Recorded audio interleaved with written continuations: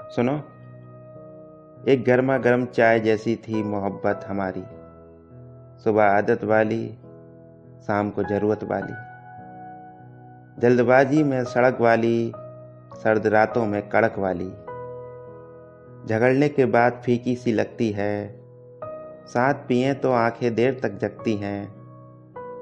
कई दिनों के बाद अगर मैं ना मिलूं तुझे, आंखों से उबाल फेंकती तू, गुस्से में खो जाती।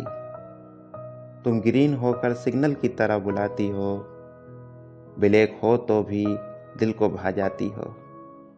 अदरक से मिलती रहना तो दवा जैसी लगोगी, सर्द में मिलोगी तो दुआ जैसी लगोगी। बिछड़े जमाना हुआ होठों से लग जाओ, कभी आग की तरह तुम्हें कपड़े में संभाल रखा है, ना छूटने वाले दाग की तरह। भर भर के नहीं लिखा मैंने तुझ पे, वरना छलक के चली जाती। तुझे ना देखूं तो तलब सी लगती है, होठों से लगाऊं तुझे तो मेरी तलब मिटती है। चाय जैसी थी मोहब्बत हमारी, सुबह आदत वाली, शाम को जरूरत वाली।